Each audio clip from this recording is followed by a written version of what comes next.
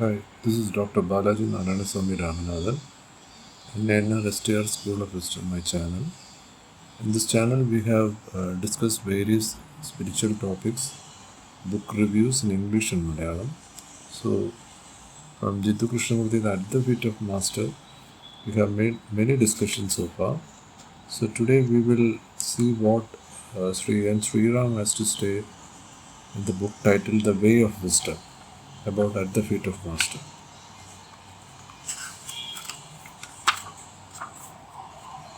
The teachings contained in the At the Feet of Master were given to a young boy, and naturally they are couched in a special form capable of evoking appreciation from an untutored and unspoiled mind. Often we think that only that which is complicated is important and profound, and if something is simple, we think it is commonplace and insignificant, and so we fail to understand the true meaning behind it. But simple as these teachings are, if they are followed, they can open our nature to perceptions of truth of which we had no previous idea. Our nature needs to be unfolded from within, and when it is, we are transformed. We begin to have a view of nature, of life, and everything else with which we are concerned, which is wide as the sky and contains depths of beauty we could not have imagined before. It is said that one has to discover truth for oneself, and that is undoubtedly so. Of myself and by myself I discovered the truth, declared the Lord Buddha. What then is the place of a true teacher? When one is young, surely one needs to be taught. You cannot tell a child to discover the truth for himself. He must be taught what is right. He must learn to be considerate and to have good manners. And these teachings must be put to him in a way that makes a direct, immediate appeal to his sense of what is right and wrong. There is such an instinct in every human being before the world has tightened its hold on him. A child is close to his mother. He takes his nourishment from her. He learns certain simple truths from her, and later from the teacher who is like her and from whom, so to speak, he derives the milk of knowledge. But when he grows up, he must discover the truth in a deeper measure for himself. He must enter into the profounder meaning of things. He must transverse against the ground over which his mother and his teacher led him, and find out its nature for himself. He must learn and explain to his own mind the truth which perhaps he preserved intuitively, the inner meaning of truth as distinguished from its form. Then there comes the third stage in which his aim and orientation become similar to that of the one whom he regards as his guide.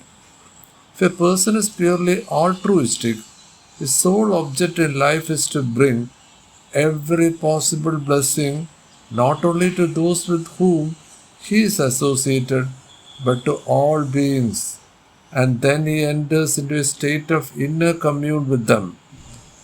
The same current runs through them all, and because of the identity of interest or the strong affinity which develops between them, it becomes possible for them, as Jiddu Krishnamurti puts it, to journey together. The relationship between the true master and his pupil, or the one his co-worker, is of the same sort. There is the possibility of a certain blending of currents when both of them have such a pure nature that there is no resistance to the natural identification of each with the other. Thus, although there are two currents, since they have the same quality, There are as though they are one. This is the blending of the consciousness or nature of two individuals who have in them the same unfolding spirit. The relationship between the master and the pupil is not one of the domination on the one hand and the subservience on the other, but one in which there is a journeying together into the wide expansive of truth. Adv Master treats of the first stage where the pupil is seated near the master. This is the meaning of Upanishad. Upa means near and Shat means sitting. At this stage, certain intuitions are expressed. The truth is not argued out or demonstrated. There is merely a statement addressed to the pupil who is able to take it in an easily and sweetly as a baby takes in its mother's milk.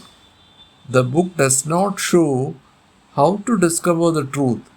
It does not speak of awareness, greed, ambition, and freedom. A little boy is not concerned with such things, but if you tell him to behave well, provided he is a nice boy, he will immediately understand what is good. This teaching is addressed to that kind of mind and nature and is exceedingly practical. Therefore, it is of value to all of us. The qualifications which are given here for treading the path are along the ancient Indian lines, but with some differences. The most notable of these is that instead of desire for liberation, which is usually given as the fourth of the qualification, it speaks of love. On the surface, they are very different. Desire for liberation is a complex metaphysical concept. What is liberation? Who is liberated? And how does it arise? But everyone understands in his own way what love is. The book brushes aside sterile arguments and states the nature of love in practical terms so that there is no possibility of misunderstanding. The first of the qualification, discrimination, is required at every step in one's life. It is usually spoken of as discrimination between real and unreal. Now, the question of reality has always been a subject for elaborate dissertations in India, one teacher differing from another, and there are very many books which deal with it. It is held that the world is an illusion, that reality is not to be found in phenomena, but that is solely subjective. There can be much discussion about this, and very often the less one understands, the more one discusses. According to the Adv Master, the unreal lies in those ways which a man invents for himself as pleasant, as distinguished from nature's plan, which is evolution. He thinks this or that will make him happy, and it does to begin with. But he succumbs to his allurements. It leads to disappointment and sorrow, for it is not what he thought it to be. The world is full of such enticements and deceptions. The word God is used freely in this book, and therefore some people think that it cannot have been inspired by the Master K.H., who wrote a whole letter refuting this idea. But what is refuted is the idea of a personal God, a conscious entity apart from the universe, who decrees that should be, how things are ordered, what man should suffer, and so on. There is here no discussion of the nature of God, for that would not help a young mind. What we find in this first section is the statement that all are one, and therefore only what the one wills can ever be really pleasant for anyone. It is only towards the end of the book that the word logos appear, and will, wisdom, love are said to be its three aspects. The distinction between the real and the unreal is explained in terms of right and wrong, important and unimportant, useful and useless, true and false, selfish and unselfish. Some people may regard this as too simple. They want something which they think will stretch their mental muscles. This means that they have merely skimmed over the passage without understanding how practical it is. To begin with, an important distinction is made between the real man and his three lower natures, the physical, astral, and mental. Of course, the term real man is not used because that would provoke the question, what is the real man? There is much wisdom in making a simple statement that does not give rise to all kinds of confusing thoughts. In essence, this distinction is the same as that found in Vedantic teachings. Sri Shankaracharya, in the crust jewel of wisdom, speaks of the self as distinguished from the non-self and says that ignorance ultimately lies in the identification one with the other. But what is the self and what is the not self? A man has possession and a position in life, and he thinks of these as his, that is, he identifies himself with them. But this is a delusion, for he, the self, which is a stream of consciousness, possesses nothing and can, by reason of its very nature, possess nothing. The whole idea of possession is entirely artificial. A wise man does not regard his possession as his own, but as a trust to be used responsibly. Similarly, we must cease identifying ourselves with our bodies, even if we do not think that the body is ourself, which is the thought of a child or of one who holds the materialistic view that life is a product of matter. We may think that the body is ours to use. The identification of ourselves with bodily needs and conditions must come to an end. The occultist, the man who is seeking to tread the path, must learn to regard the body as merely an instrument. This may seem simple, but how many of us have come to this realization in a practical manner? Hatha Yoga teaches certain exercises, concentration on particular centers in the body, and breathing, all with a view to gaining mastery over this instrument. In extreme cases, this takes the form of self-torture. In Indian books, one hears a person immerse themselves in water in order to meditate, or stand on their head for a number of years, or become so wrapped up in their meditation that anthills grow round their bodies. Of course, we do not take all this too literally.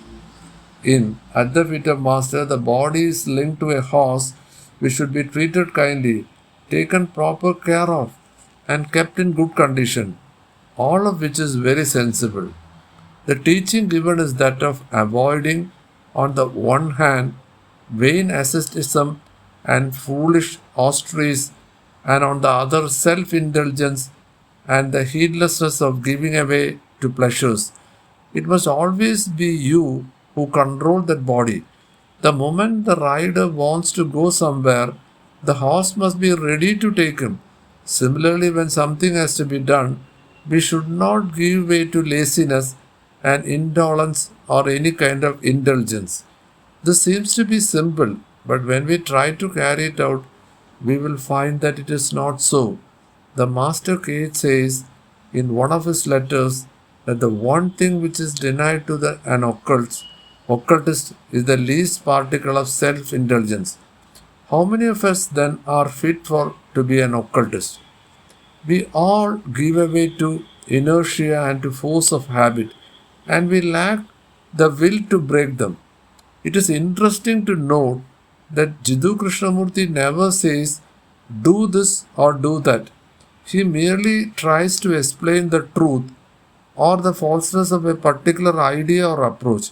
He asks us if you have ever tried dying to our pleasures. If we are in the habit of smoking, have you ever tried to give up easily, immediately, once for all? He does not say give it up only. Have you tried? We must cease to be dominated by the habits of the body and of the mind. Strictly speaking, it is the mind which decides whether we go along with the body or not. H.P. Blavatsky says somewhere that it is never the body which sins, for it works in an elemental, mechanical manner, but the fault lies in the karma manas. Similarly, we must cease identifying ourselves with our emotions. In the very form of this statement, there is the assumption of a myself apart from the emotions. It is very difficult to separate ourselves from the emotions. We dislike and criticize others, we rebel, feel irritated, are antagonist, and so forth. Can we at such moments detach ourselves from our emotions, seeing that they are not ours? It may be difficult, but if we can do it, the emotions immediately lose their force. They are phenomena which take place in the field of our nature, but being detached away from what we are no longer under this sway. This may sound too simple, but we are not interested in carrying out these simple teachings. We want intellectual stimulation. We want to store up ideas, gather material for lectures, and so on. There are many who will agree that we are not our emotions. Still, the mind judges and says the emotion is justified. For example, when a person is jealous, he thinks he has reason to be jealous because he was denied the opportunity which other peoples have. The mind in its self justification is like an advocate in court who can build up a case for or against anything and always indulges in special pleading. But the mind is swayed by the emotions. How can this mind, under a variety of pleasures and moved by certain emotions, decide whether or not these emotions are justified? The truth of such a statement cannot be understood unless one comes to it by oneself and not merely takes it from other.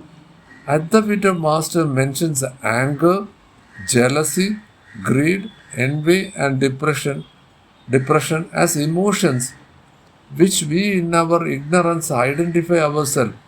These emotions are elemental in nature, for they belong to that side of ourselves which enjoys violent vibrations. We indulge in these feelings because we like them.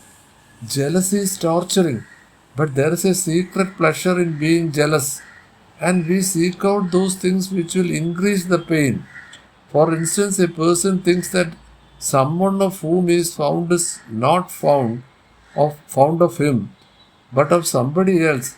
He seeks confirmation of this in every possible manner, or he indulges in self-pity.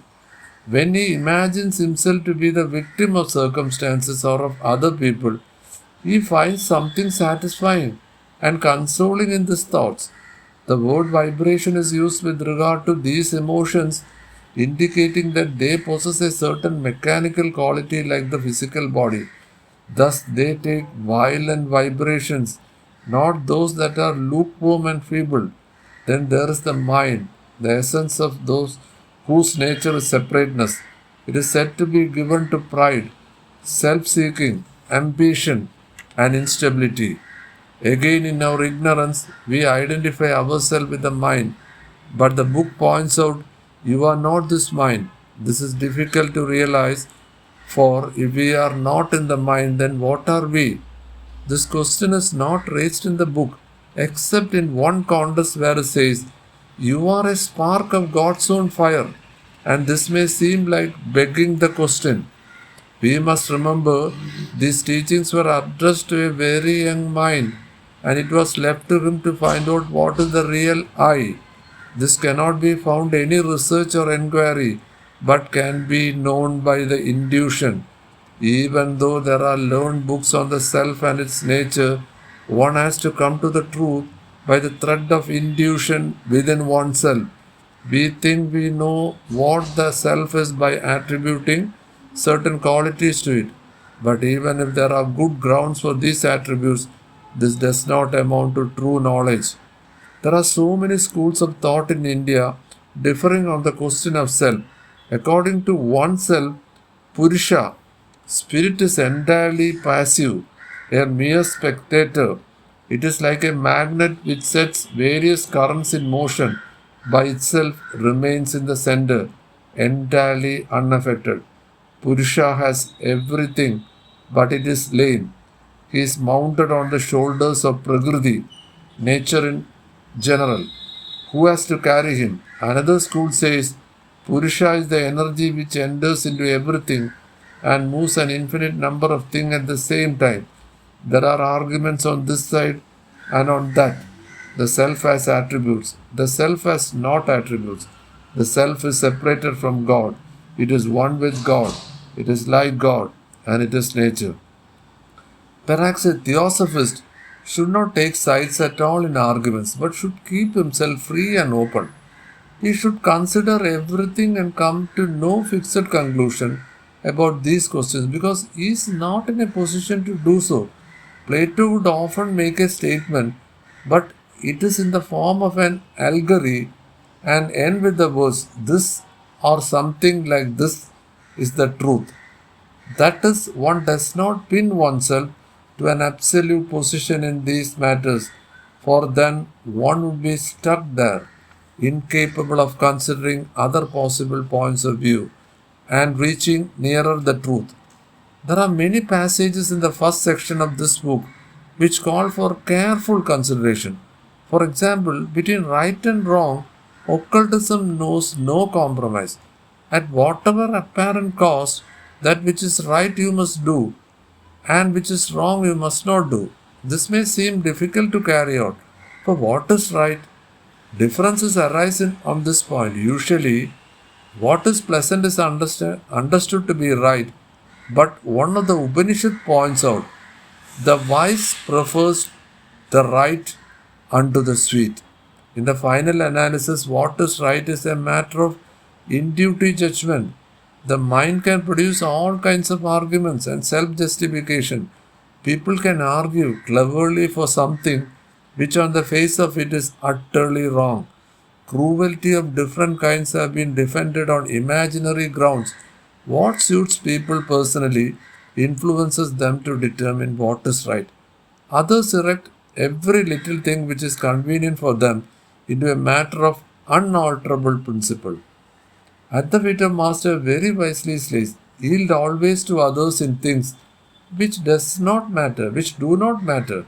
But again the question is, what matters and what does not matter? We must have discrimination and judgment. We can go too far in yielding because it is in the line of least resistance. A person inflicts himself upon you and wants to engage in tiresome argument. It is possible to yield and say, yes, you are right. There is something in what you say, and so let him have his way because it is convenient not to be disturbed. On the other hand, yielding to others is a form of consideration and the basis of a good manners. The next paragraph reads, try to see what is worth doing and remember that you must not judge by the size of the thing. We are not to judge by the magnitude, the show, the pomp, and the grandeur. Then it says to feed the poor is good and noble and useful work, yet to feed the soul is nobler and more useful than to feed their bodies. Perhaps that is what we are supposed to do in the Theosophical Society. The Theosophy is the wisdom which cuts at the roots of all our ills. We can take various measures to elevate misery, but if we can help people to avoid the causes of misery, that is a greater help. There is an interesting statement about truth is in thought. You must not hold a thought just because many other people hold it, nor because it has been believed for centuries, nor because it is written in some book which men think sacred. This is reminiscence of the word used by the Buddha. You must think out the manner for yourself and judge for yourself whether it is reasonable. Theosophists at least should be distinguished by this attitude. They should not just go along with the current, but stand aside and consider for themselves what is right and true. Here is another piece of excellent advice.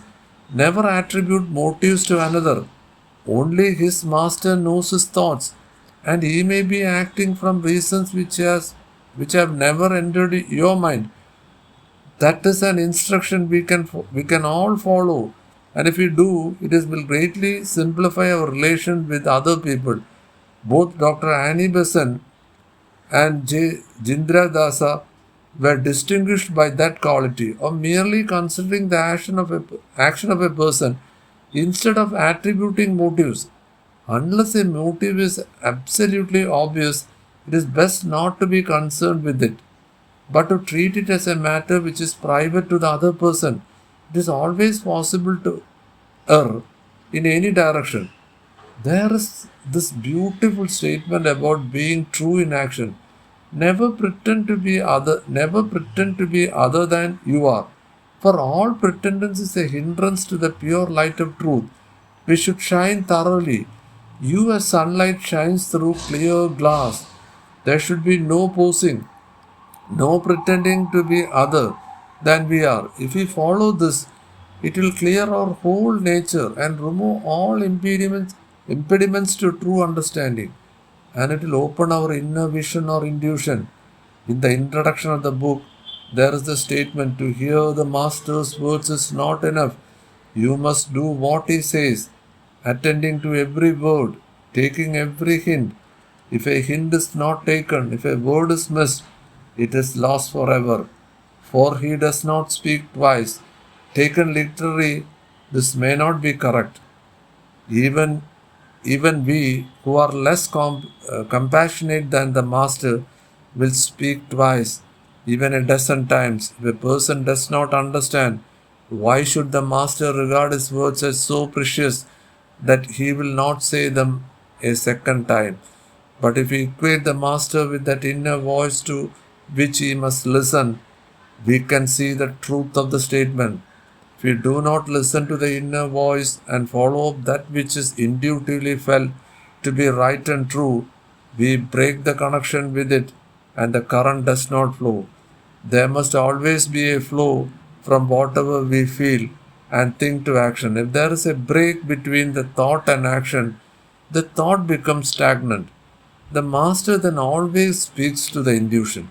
If a person is associated with him in some work, it may become necessary for him to give instructions, but it is done very rarely. In one of the Mahatma letters, it is stated, we do not give orders. The Master just gives a hint or expresses a truth which must be followed up. He does not impose what he knows upon anyone. He respects the freedom of the individual and leaves him to follow his own inner guidance. The path which we seek to tread is not outside ourselves. The qualification state briefly the condition of being. It is said that the person who wishes to tread the path must become one with it. Therefore, it is a way of living, thinking, feeling, and acting that springs from our fundamental being. It is therefore the most natural thing in the world. We are all to a greater or lesser extent unnatural, made up of into the likeness of the world with its falsities and perversions. But in treading the path, we must be true to ourselves, revert to our fundamental state of being.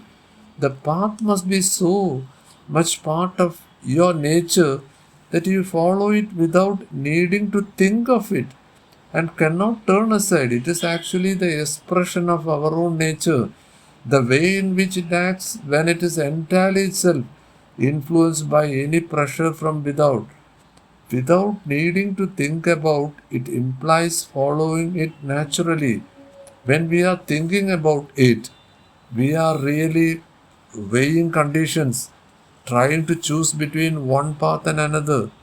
Thought always implies choice. Shall it be this or that? Which is better? Which is more advantageous? But when we do not think about it, it means that we follow it out of the spontaneity of our nature. out of an innate instinct, which is the perception of our being. Directions other than the right ones are really directions dictated by our desires. Therefore, the second qualification, desirelessness, follows discrimination. Desireless follows discrimination. Desirelessness may not be the liking of many people. It should not be thought of as a bodiless, dehydrated state of being. The fourth of the qualification, which is described as the most important of all, is the love. And the fact that love is put forward as paramount in living the path should dissipate the notion that desirelessness means a state of lifelessness. It is one of his letters, the Master Cage refutes the idea that the adepts are like the dried up petals of a pansy which has been kept within the pages of a book. In fact, love for humanity, for each thing that exists, is the ruling passion of the adept. What characterizes him is a flaming altruism, a love which draws no boundaries and is focused upon every individual living being.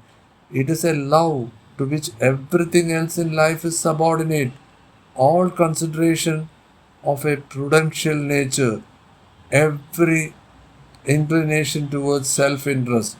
In the Indian tradition, the last qualification is said to be desire for liberation and is thought of as freedom from the compulsory round of birth and death. But the master points out this sounds a little selfish. You want to be liberated from your prison house, to be rescued from the turmoil in which you find yourself, to be delivered from the pressure of life, and so the seeking for liberation becomes a kind of escape from the sorry business of life. But desire for liberation really means love of a state of being which in itself is free. It is like the breath of one's own being, experienced with oneself. A person may be confined within the four walls of a prison, but inwardly be in a state of freedom which is ecstasy. When you feel free within yourself, without any burden or tension, you are really overflowing with happiness, which is life itself. This is not freedom from some particular thing. To want to escape from an irksome condition or a disagreeable person is mere reaction. It does not solve the problem, and you will surely get entangled somewhere else. The desire for freedom should arise not from reaction or repulsion, but from a love for freedom itself.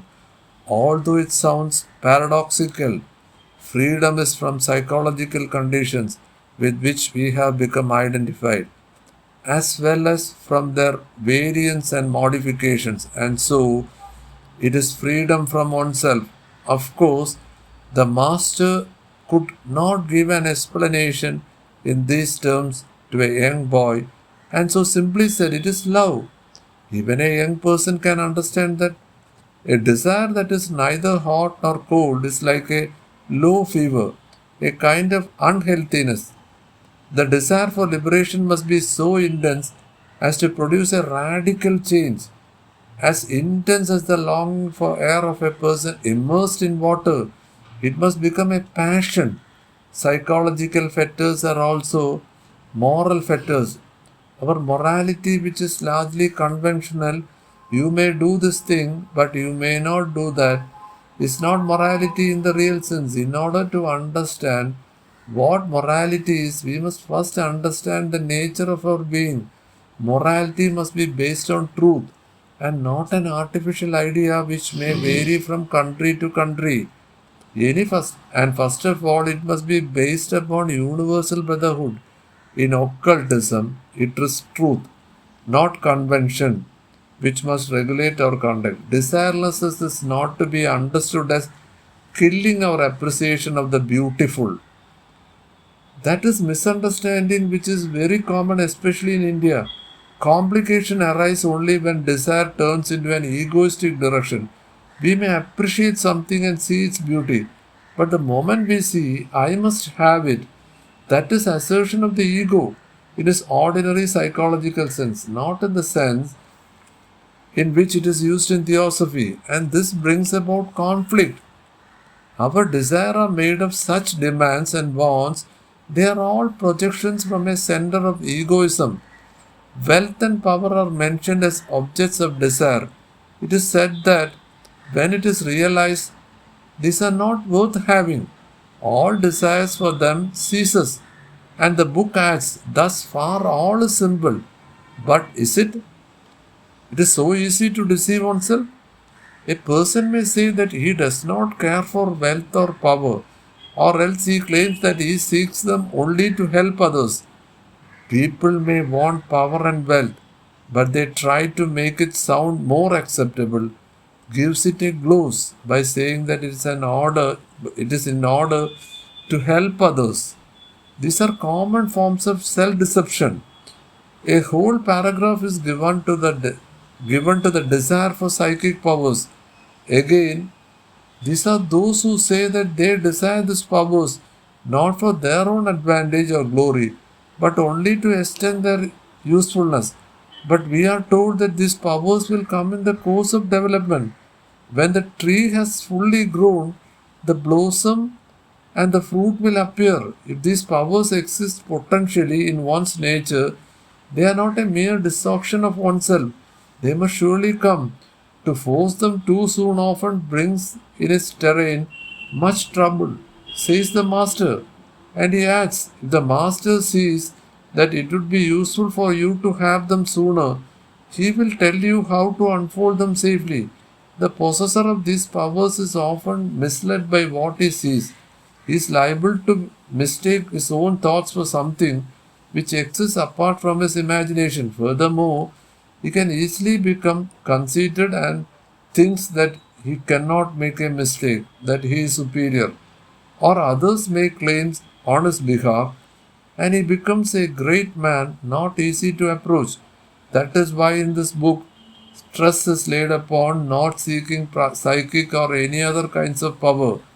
Various petty desires which mar the usefulness and the beauty of one's life are also mentioned, such as the wish to shine, to show off, to appear clever, to meddle with other people and try to put them right.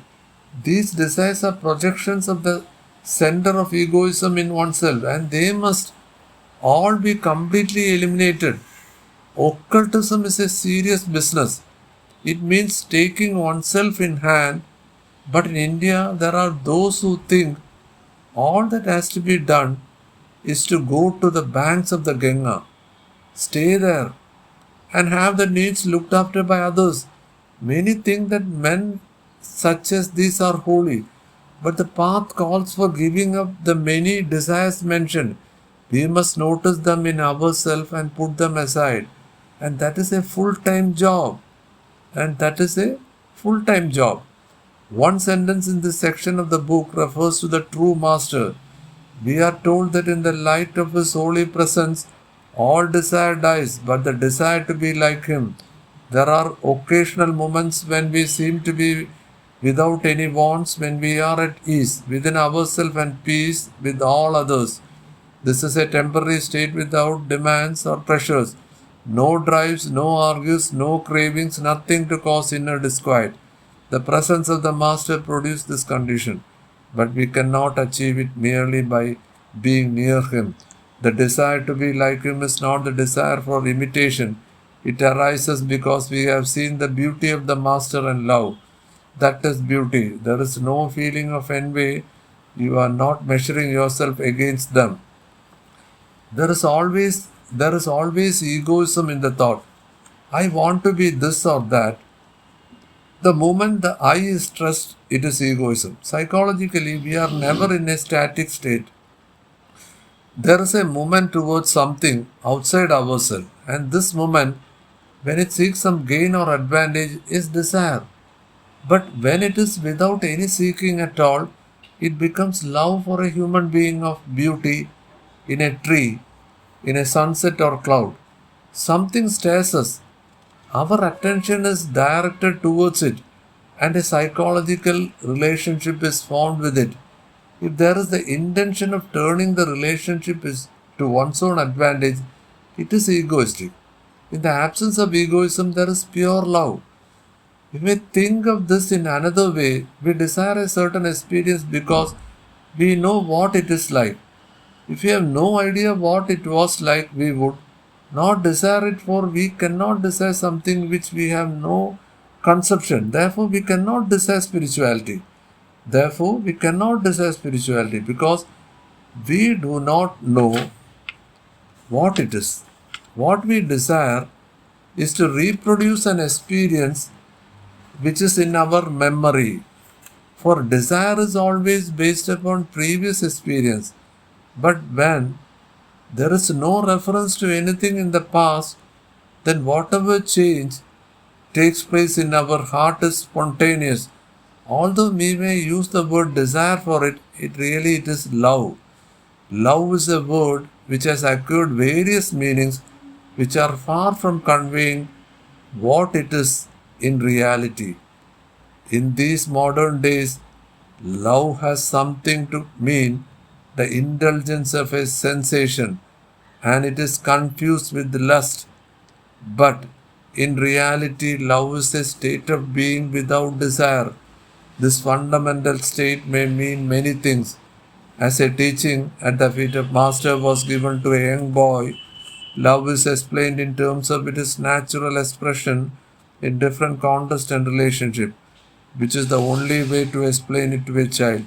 One cannot use technical jargon and speak of psychological states, but one says it means that you must be kind and helpful. The child will understand it. In the last section of the book, the master explains in detail that love is to do no hurt, cause no harm. This is the old teaching, but given here in a practical way with reference to superstitions, forms of cruelty, and the harm done by talking ill or depreciatingly of other people. Conversation is generally regarded as dull and lacking in spite unless it contains a tink of gossip. But we must learn on the one hand to do not hurt, on the other be filled with the intense desire to serve all men, animal and even plants. The third section deals with the six qualities or points of conduct which are sometimes called the six jewels or the six endowments. The first is control of the mind, which among other things implies reaching a state of serenity and peace. The second is control of action. The need to control our body if, for example, we want to be graceful in physical actions and posture. Similarly, there must be an easy control of our emotions and mental nature. Self-control is objected to or by some people who say that we should be spontaneous and free. These are childish assertions which reveal lack of understanding. The other qualities mentioned are tolerance, cheerfulness, one-pointedness, and confidence. I shall not dwell at length on these, but simply point out that instead of the word cheerfulness, endurance is used in the old Indian books. Sri Krishna in the Bhagavad Gita speaks of the pairs of opposites, heat and cold, pleasure and pain, gain and loss, and tells Arjuna that he must endure them.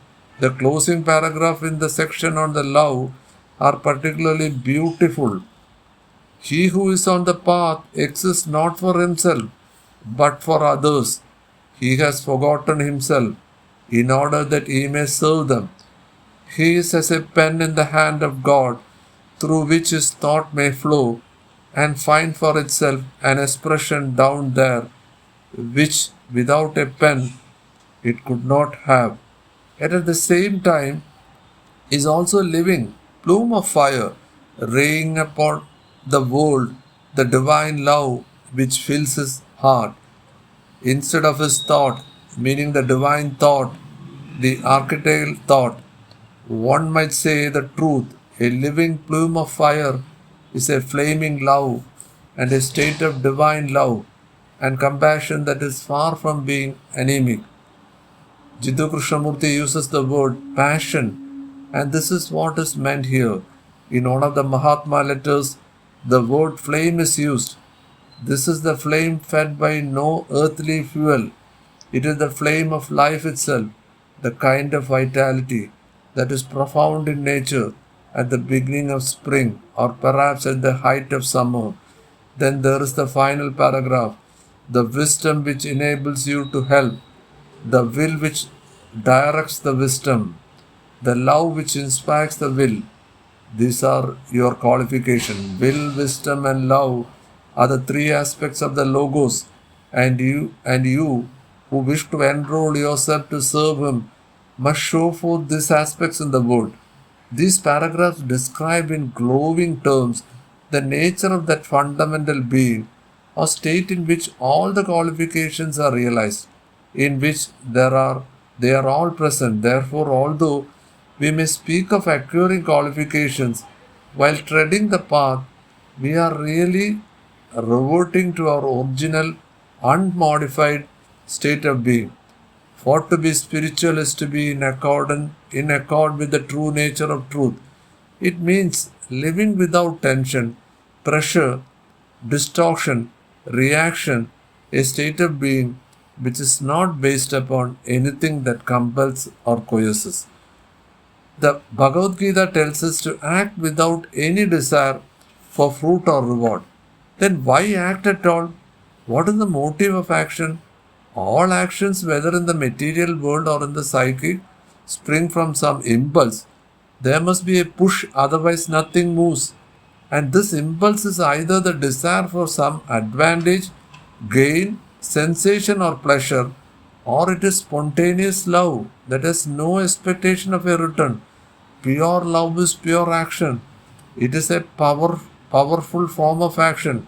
Although we may not realize it, if we feel such a love for another person, we are truly acting upon him, not so as to make him into the image of our own ignorant ideas, but in ways that helps.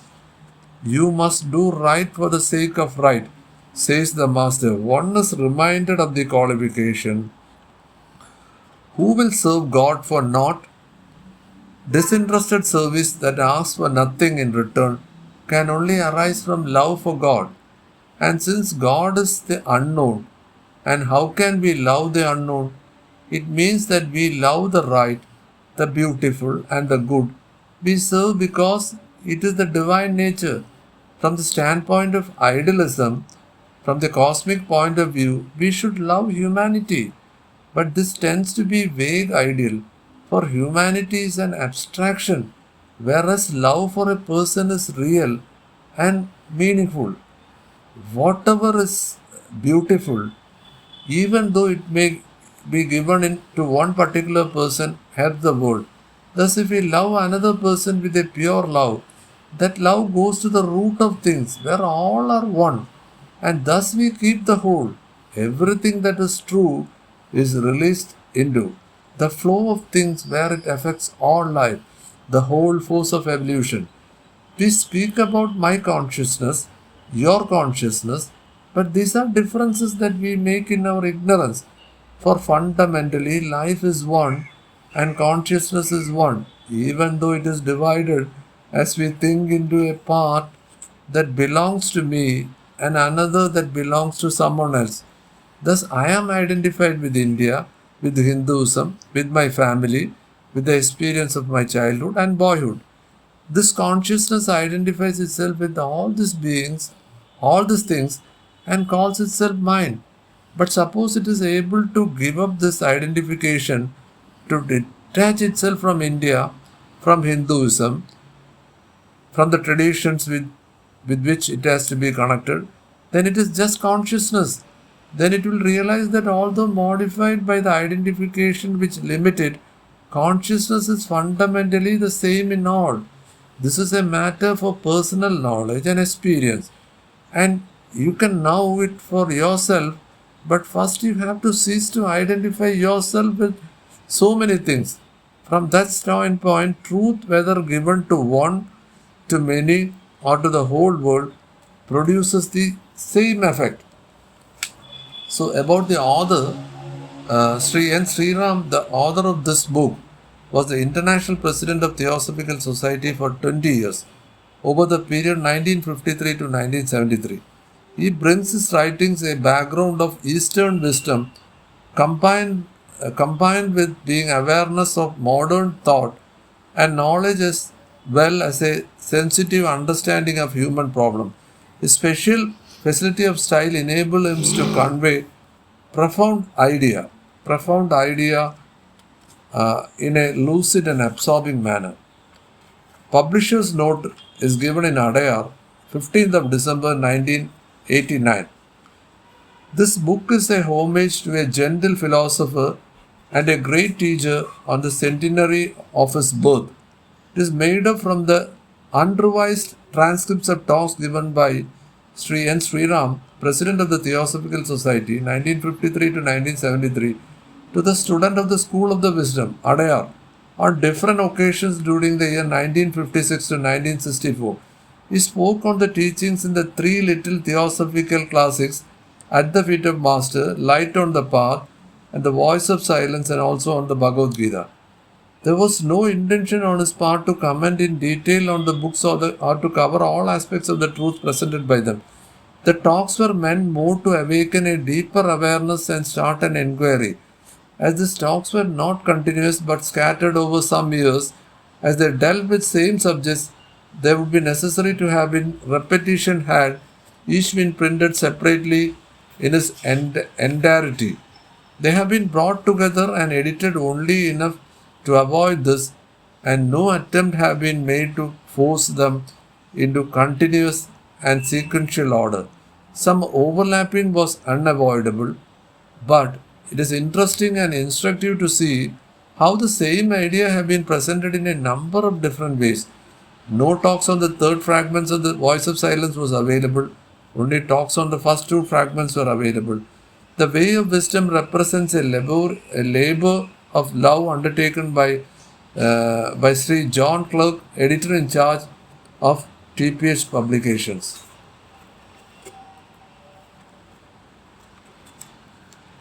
So thank you for listening. So today we are covering only At the Feet of Master. So in this channel, we have given explanation for At the Feet of Master in English and Malayalam. It is my own explanation. So today I thought of giving the explanation given by Sri N. Sriram. And who is a real theosophist? And what a theosophist do? He has explained excellently. He has given excellent explanation what is love and beyond words. And this can be a practical guide to anyone who is entering theosophy and who is a real theosophist. And moreover, if anyone wants free copy, there are 14 lodges or theosophical centers in Kerala. I have given the phone numbers of the secretary and president in my channel. You can go to video, click there, and you can see it. And there are more than 5,000 centers world over. So complimentary copies are available anywhere in India. You can approach me. I can send you the copy. Outside India also we can arrange, because this is a small book. Every lodge will be having a complimentary copy for the newcomers. Thank you very much. And for those who are not subscriber, kindly subscribe, share and like. Thank you.